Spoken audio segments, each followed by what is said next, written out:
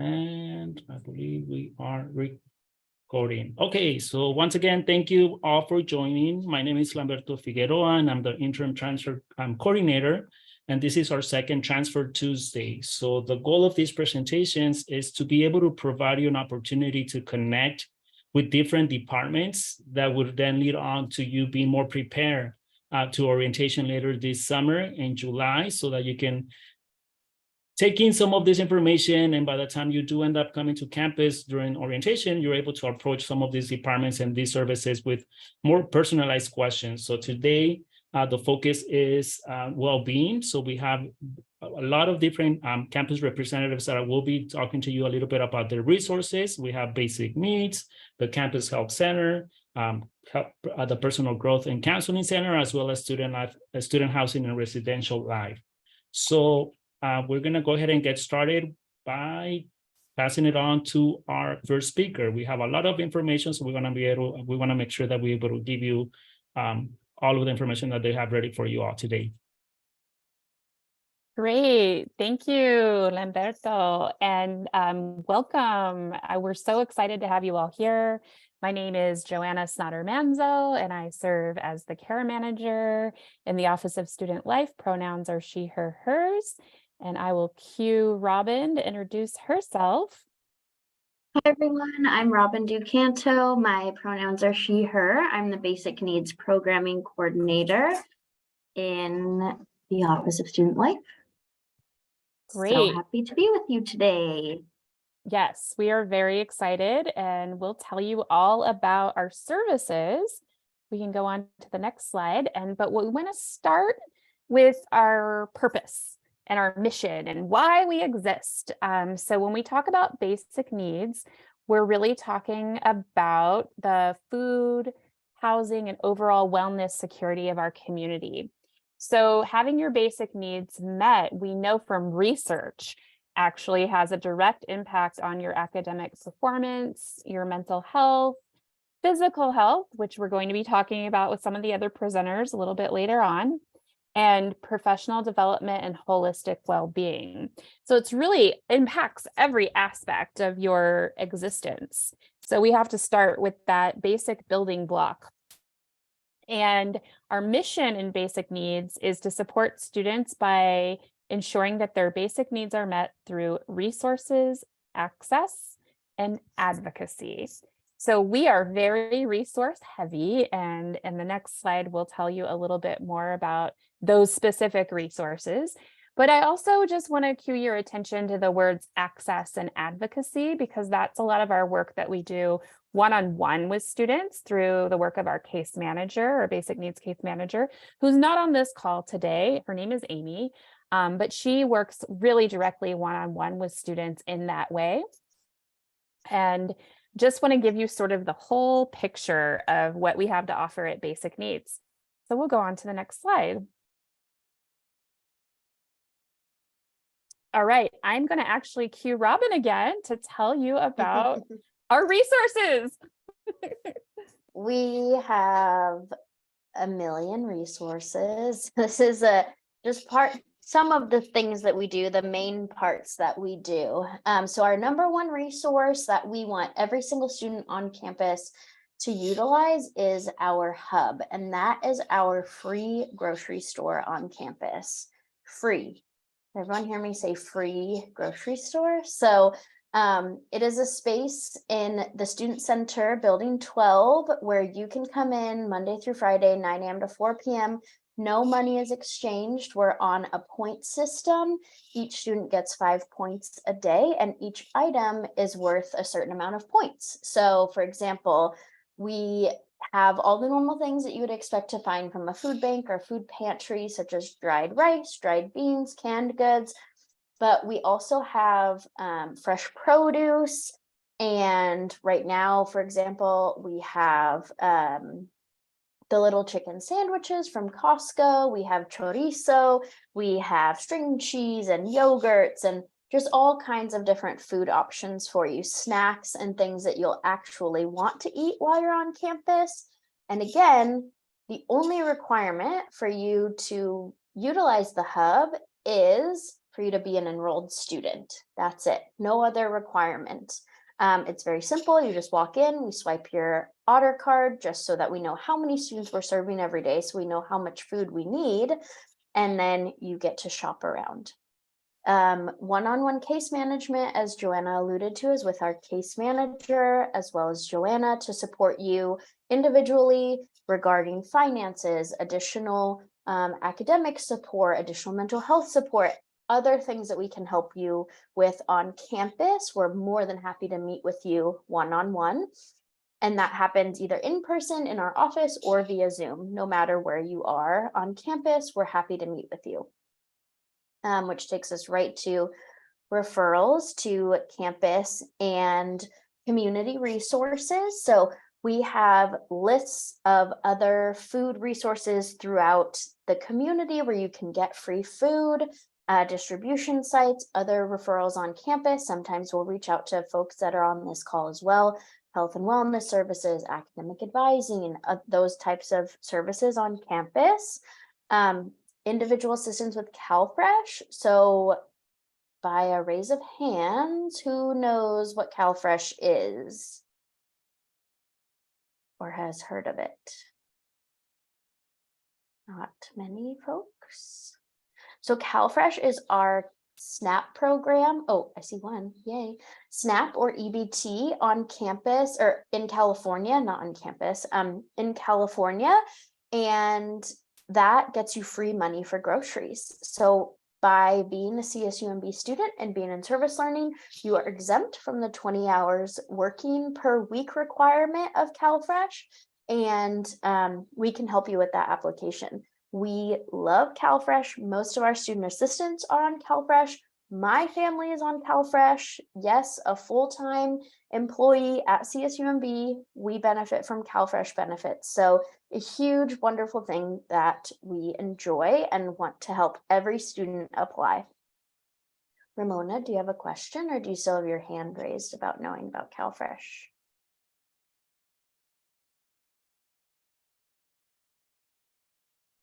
Okay, cool. All right, fresh access vouchers is one of our favorites. So we have two farmers markets that we support through these fresh access vouchers and who support us. So as a student, you can get $10 to each farmers market, Monterey Bay certified or Everyone's Harvest. They both have markets very close to campus. And you can get $10 to each of those markets every single month of the academic year. Our emergency fund is, things come up, whether it's you have dental work that you need, or you get a flat tire and now you need to replace your tire, or there's an extra book, maybe your laptop dies, something along those lines. We may be able to help with some additional financial support with that emergency fund. You just meet with our case manager and she can help determine if you would be eligible for those funds. Parenting student resources, we're well connected with different parenting resources on campus. We also give extra points to parenting students in the hub. So parenting students or students with dependents get 10 points a day instead of 5. We also can offer food delivery to you. So we pack a box for you and you either can pick up that box, because life is wild when you have little ones at home or teenagers at home. I have 2 small kids as well. So we have all different kinds of things. We also do a diaper delivery service. So we have diapers available, or distribution, not delivery. We have diapers available to about 20 students every year. So really important, wonderful things there. Thrift Corner is our newest initiative. We have clothes in the hub for you. And you can take whatever you want every single day that we're open. And if you donate extra clothes, you would get extra points for food. And then the last thing we do that is probably my absolute favorite is we partner with the food bank for Monterey County to provide free produce to our students twice a month. And that is just, they are here on campus with their really cool truck, and you get to choose as much free produce as you want off of that truck. So when you think of basic needs, think of free. Nothing that we do costs you any money, any additional money. And we want to help you to be able to survive and thrive. Because if you're hungry in class, you're not going to be able to focus. And if you're worried about an interview and getting extra hours at work to be able to afford an outfit for the interview, that's another layer or barrier to, being successful, having the added stress. So we have clothes, we have food, we have lots of things for you, and please, please come by. Anything you want to add, Joanna? Sorry, I thought I unmuted myself. That is pretty much us in a nutshell. And we have on this last slide here, we have the ways to get in touch with us. We do have a referral form, or I think we renamed it an intake form on our website. You can email us at basicneeds@csumb.edu. And then we are very active on social media. I say we, but it's really our students and Robin who are the ones generating the content. I'm very impressed by all of them. So you can check us out there for following along, because sometimes we do have last minute updates. And so that's a great way. Like we might get, the other day, we got a bunch of chorizo. That's what Robin was mentioning. So that would be an update maybe you would see on our social media, because that wasn't something we planned for. So that would be a great way to see any fun surprises like that. So please follow along. And then My Raft, which is once you start attending, you'll learn about My Raft if you haven't already. And that's essentially our internal CSUMB social media platform. And we use that a lot as well. That's all for us.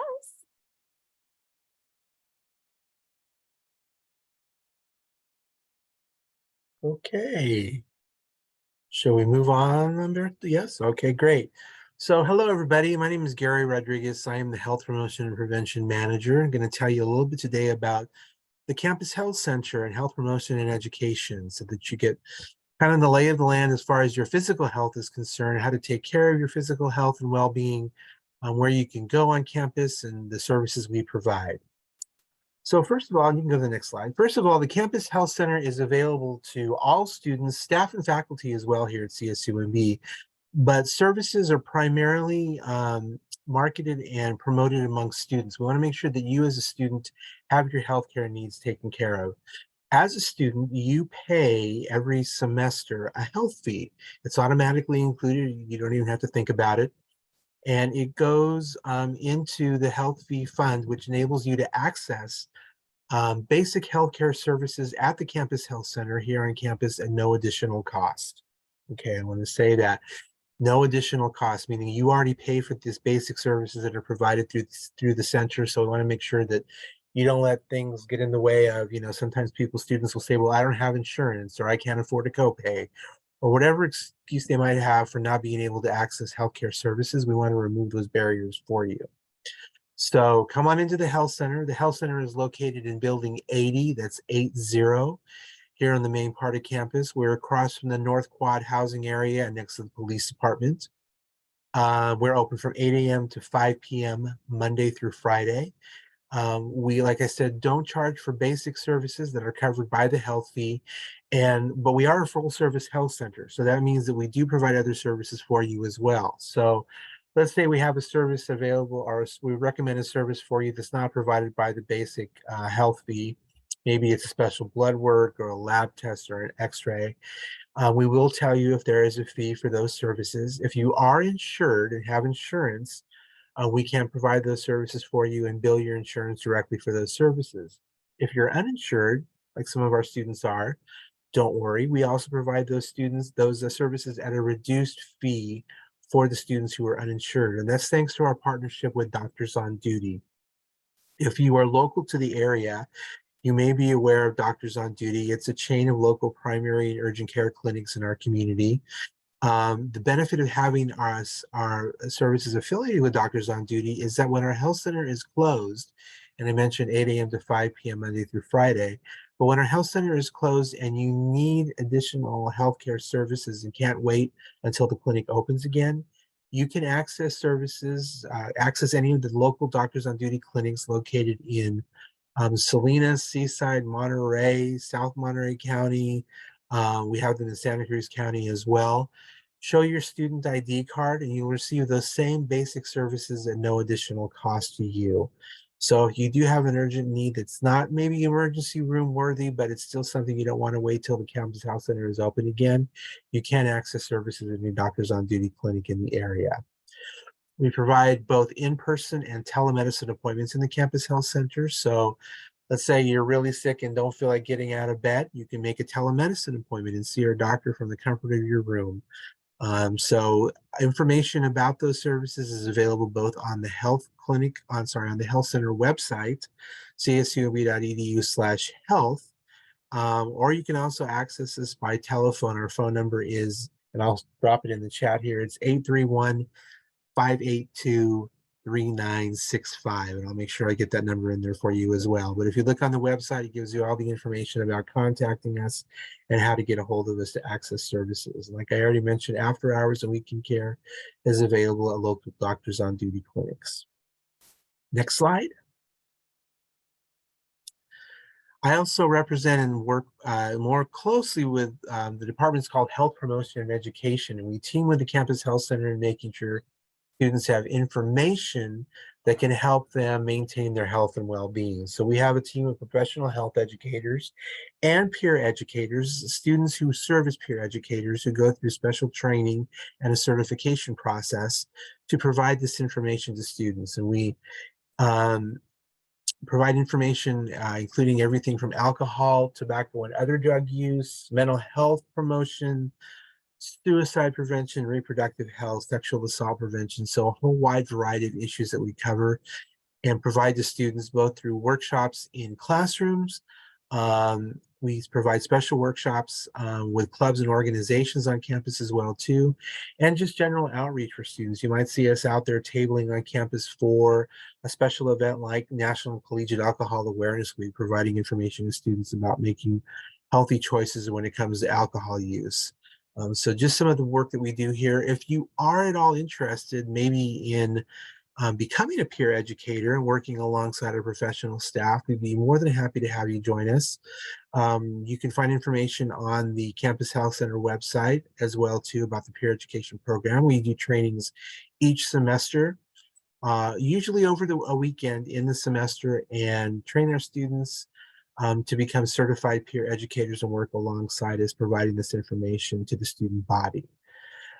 So want to make sure that if that's something you're interested in, maybe you're going into a career later on after graduation, maybe a helping profession, teaching, social work, health education, we'd be happy to have you join us. Even if you're not going, into one of those majors, but just have a desire to help students make healthy choices in their lives, we're more than happy to have you join the Health Promotion and Education team. And then finally, a couple things to keep in mind that we want to make sure on the next slide here. It's our little to-do list to make sure that you have information to keep in mind as we go into the summer and coming into the fall semester as well too. The first thing I want to make sure everybody knows about is immunization records. You are required to submit immunization records to the Campus Health Center if you fall within the population that needs to provide them. Right now, as it stands, the only immunization that is required for incoming students to CSUMB in the fall are hepatitis B immunization records. Hepatitis B is actually only required if you are 18 years of age or younger. So if you're over the age of 18, you don't have to worry about anything for this fall. So something new, we just rolled out new immunization requirements for our student body, although we do recommend that there will be a list of recommended immunizations on the website to show you what we do recommend that you have as well too. COVID, we found out the COVID-19 immunization, vaccination records will not be required starting in the fall. So you don't need to worry about that. But of course, we recommend that you do have all your immunizations and vaccinations up to date so that you can maintain your health and well-being while you're a student. If you do need to submit your immunization records, you will be receiving an email from the university to a link. It's called Complio. You don't need to worry about that. All the information will be sent to you if you need to submit your immunization records and how to do that. So it's a different email or different web service that we have that's handling the immunization requirements for our students. The other thing to keep in mind, and this will be required of all students coming in, freshmen and transfer students, each year we have what's called Alcohol EDU. And Alcohol EDU is an online alcohol education program, the link of which will be sent to your CSUMB email address in July. So everybody should have their email address up and running by then, and you will get the link to access the Alcohol EDU program. And this is something that we ask all students to complete. And it's not based on whether or not you drink alcohol, but it is based on whether or not you are a student and want to help other people who may choose to drink, because information provided there helps not only you make healthy choices around alcohol use, but helps you help your friends who maybe aren't making quite so healthy choices. So there's information provided also about alcohol poisoning, how to help somebody who maybe has had too much to drink, and resources that are available on campus to help somebody who needs additional help and access to resources around their alcohol use. Oh, sorry, just down there. To find out more about our peer education program, we do have the peer education link there. It's on our health promotion page. Or you can just type in Power Peer Education in the search engine. POWER stands for Promoting Otter Wellness Through Education and Resources. So you can find more information about the program there.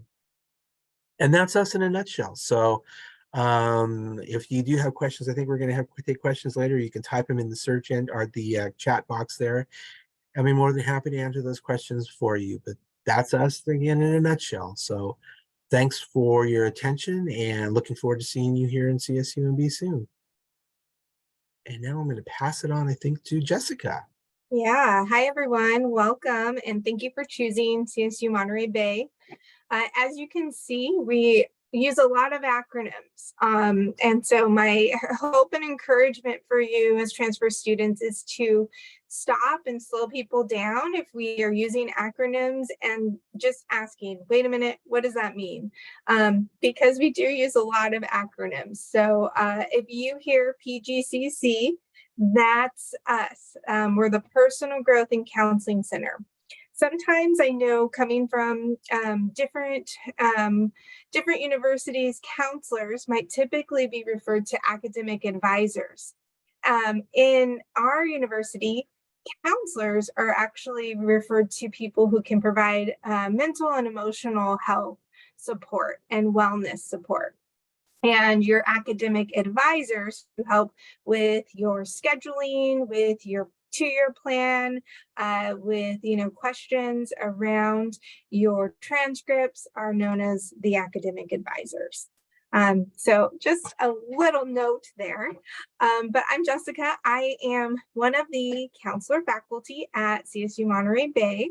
I am also a marriage and family therapist, and I use she, her pronouns. I'm actually from the area as well. I'm born and raised in Salinas.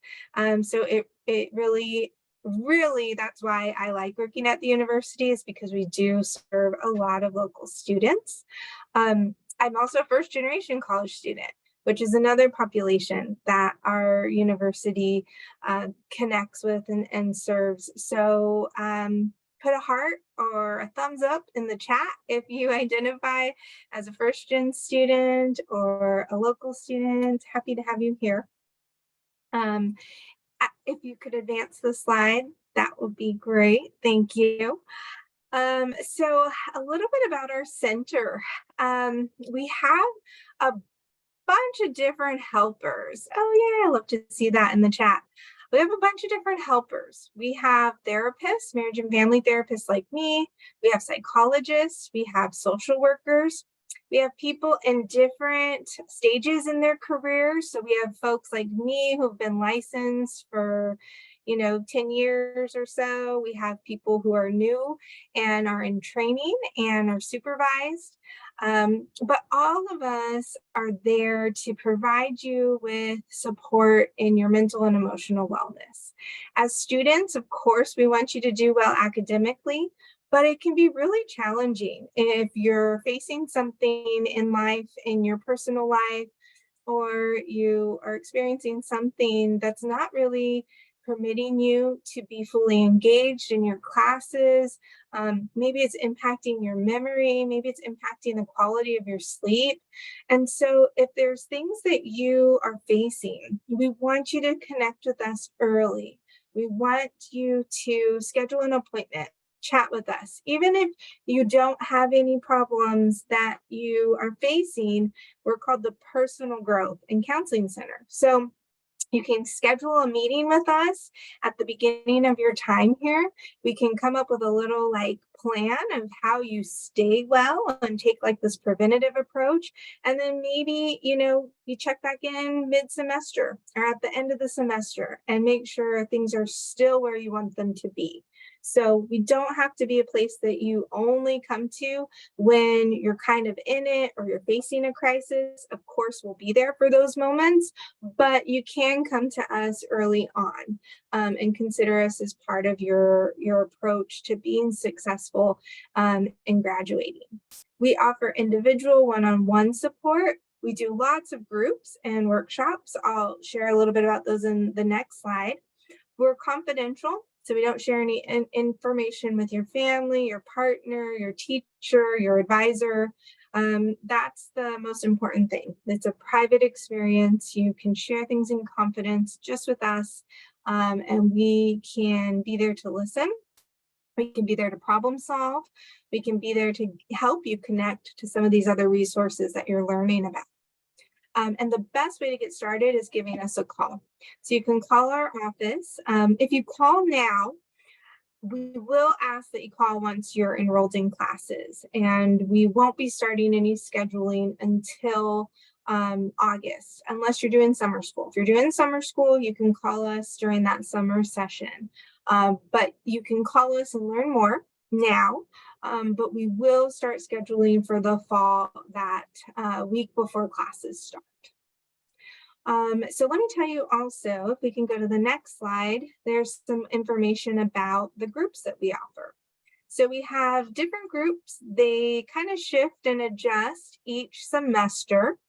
Our groups are really dependent on some of the things that students report to us, some of the populations that we see as needing support, also based on people's willingness to come to a group. So if you see our group list and you're like, why don't they have this support group, or why don't they have this?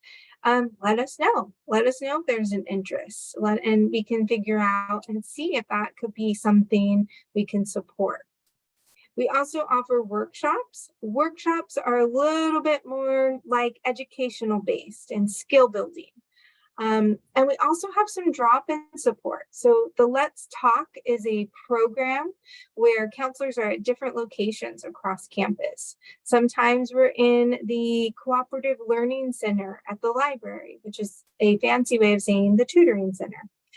Sometimes we're in the Basic Needs Hub, which the hub is actually not an acronym. So we just love to have these little special things here at this campus. Sometimes Let's Talk is at the housing office or the Outer Cross Cultural Center. Or we've also been in the college support programs as well. So those first generation college student support services. So sometimes it can be a little bit maybe difficult to come to our office. Maybe there's some stigma around mental health or something that's maybe you're a little bit reluctant to schedule an appointment. Drop into a Let's Talk session and ask some questions and get to know some of our counselors. We also have training. Gary and I just did a suicide prevention training at 4 earlier today. So if you would love to learn about mental health awareness, or maybe you're going into a helping profession and you'd like to learn some skills and have some things on your resume, sign up for one of our trainings. We offer those usually monthly. And we also have a club called Active Minds on campus that also promotes mental health awareness. And it is Mental Health Awareness Month. So we do different things with the health promotion and education team and try to create awareness and reduce stigma on campus so people feel more comfortable and willing to talk to a helper. And then the last thing I want to share is our You at CSUMB resource. So if you're still like, yeah, I don't know if I'm ready to go talk to someone quite yet, we have another option for you. And it's a anonymous online tool, wellness tool, that gives you different tips and different tools to utilize. So you log in using your Otter ID and password. And I think this is a really great approach rather than like Googling, and just hoping that you find a good resource. All the information on this online wellness tool has been reviewed and has been specially created for college students. So a great resource to consider. So please chat me if you have any questions. Sometimes asking questions around mental health support, there can still be some stigma around that. You're welcome to privately chat me and I can give you some information if that helps. Thank you.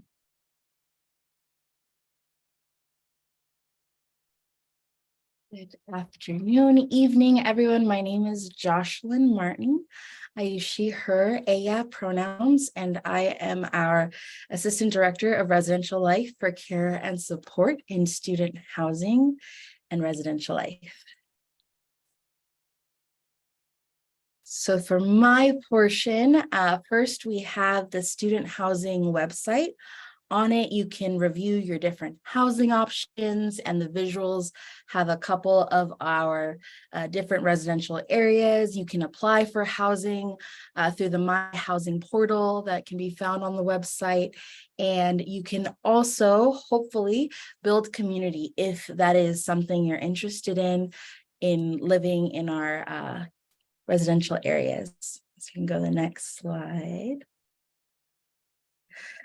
So of our many options, we have a specific options page and comparison chart to help you make the best, most well-informed decision. But to talk a little bit about the 4 main residential areas and what they mean, or what requirements they might have to be eligible for them.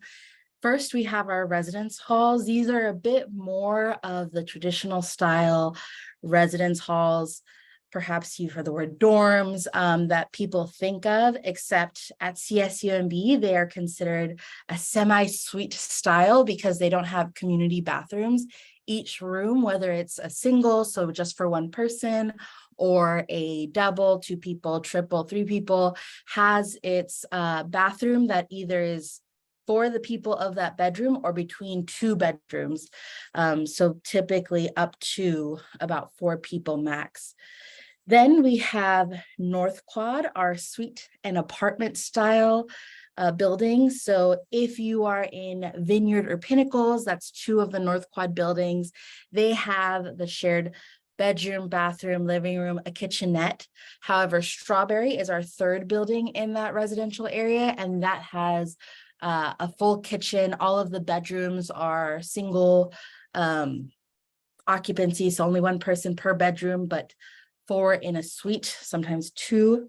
And then next we have Promontory. So once we get into a little bit North Quad and Promontory as well, however, it won't be too much of an issue for this group as transfers, but for Promontory, we do require that students have a minimum amount of 60 or more units.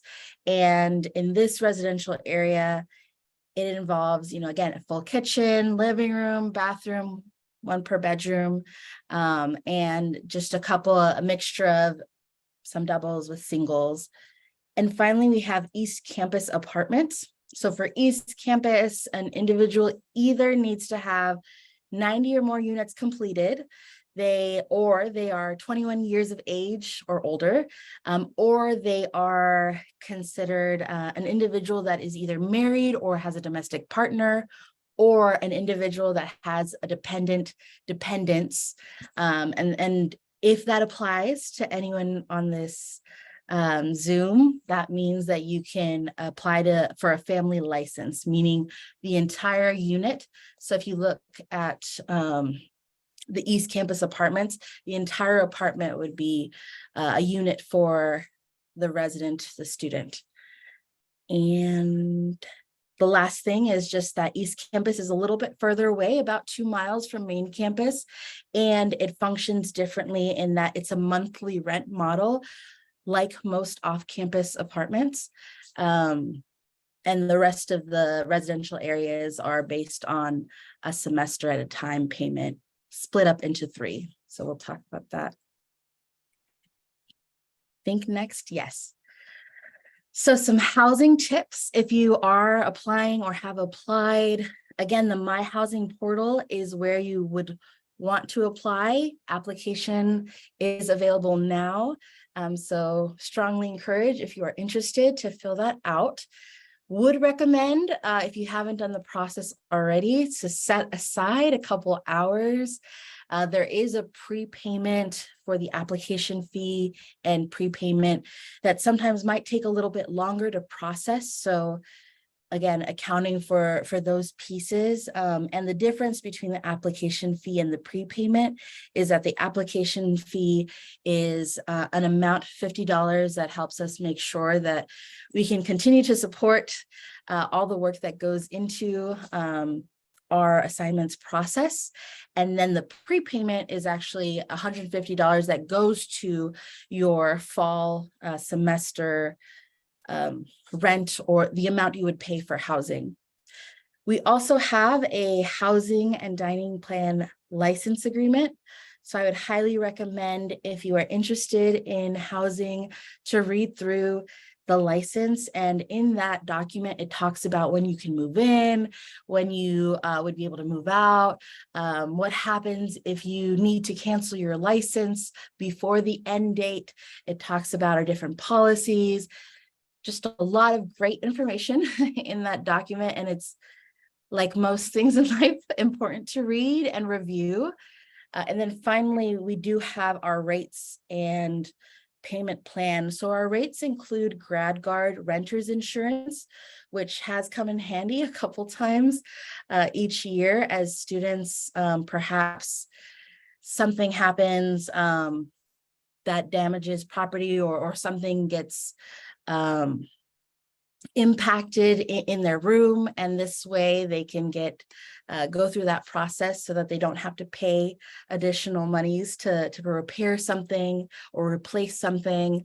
And then every student on main campus is automatically enrolled in what we call a housing installment payment plan. So it breaks up the total amount that you would see on the rates page into 3 payments, and you don't have to make 3 payments. You can pay everything at once. However, we've found that it makes the process, the payment of housing, more accessible for people to have that breakdown already built in. So you can go to the next slide. So again, as you are looking at the housing application and sharing interests, we do have a transfer living learning community.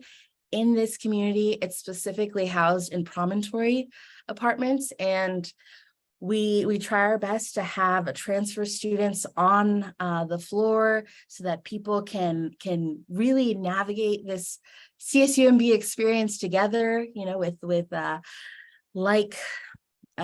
people with similar struggles they might be going through, or learning new things, and hopefully making the building community process a lot smoother and easier. So if you are interested, and you don't have to be, but if you're interested in the transfer living learning community, that is something you can preference on your housing application, and that will help your chances of being in that community. A little bit more on what people can expect going into a residential area. So we have resident advisors, and resident advisors are essentially other students that are a peer resource. They can offer one-on-one support. They plan different events and activities for our students in the residential communities. They do complete safety and security walks and community walks to make sure everything is in a way that will best help people be successful, whether they are trying to sleep or studying or just trying to have a positive experience. And if you have any questions throughout the year, they are definitely the recommended first go-to because they get trained in a lot of different resources and how to support students. And as mentioned, with the safety and security, we do have support 24/7 through whether it's a lockout for any community now, if there's a noise complaint you have with a neighbor, if there's a medical or maintenance emergency, all of those pieces, we do try to have at least one person, and technically multiple, available at all times to offer that immediate support.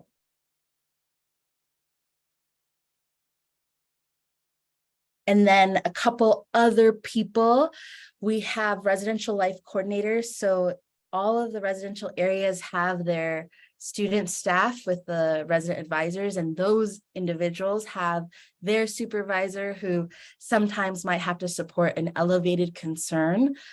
We also have our student housing and residential life main office and promontory office. And in those locations, people pick up mail, answer questions. They help solve different types of issues or just general questions. We love seeing people in our office. So please feel free to stop by anytime. And then the last link on this slide has a bit more on the benefits of living on campus. And I want to say it's the last one, our move-in guide. We will have more information about move-in soon. You can already find some pieces on the link that I've provided that will get shared, but August 19th is our move-in day. We will have information on what we recommend people bring or not bring. And then if you would like to follow us on social media, we really appreciate it. Our handle across most social media sites is CSUMB Housing. And our email is studenthousing@csumb.edu. And our phone number, office number is 831-582-3378. And I think that covers it for me. Yes, thank you so much to all our presenters for the willingness and just all this valuable information that you're able to provide to students. So now we're just about done with our presentation and the information for today. So we do want to give a space for anyone who may have any questions. You feel free to unmute yourself, or if you want to type it into the chat, we'll go ahead and address them to the larger group so that other students may also get that benefit of getting that response.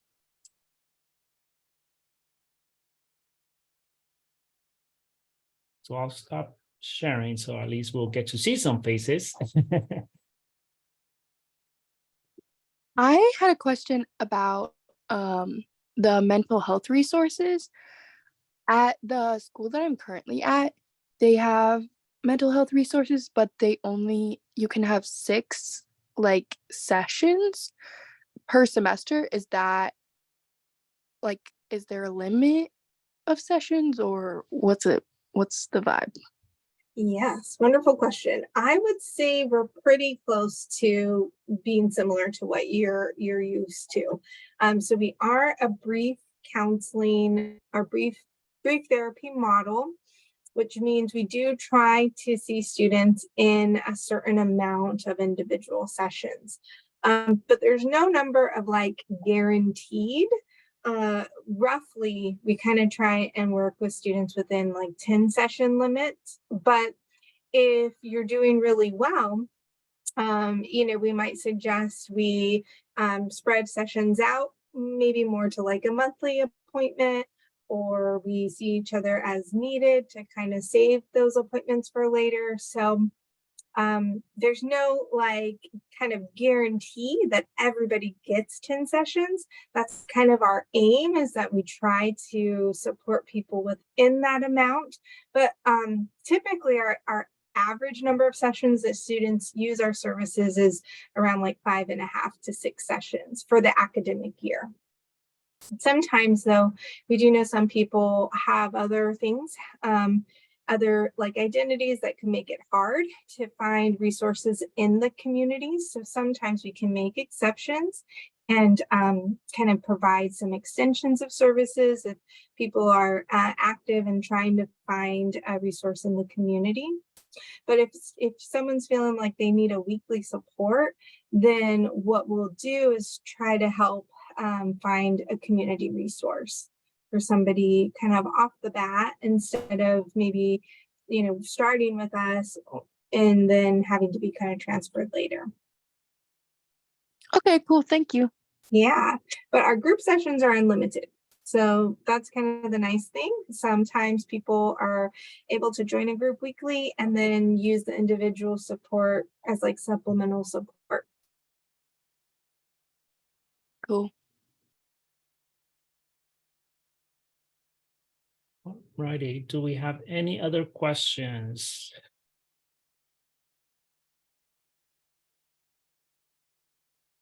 Okay. So with that being said, I'll definitely do want to extend the invite to our next presentation next Tuesday. Which We Hi, did just Berto. get one question in the Can chat. Yeah, can I share?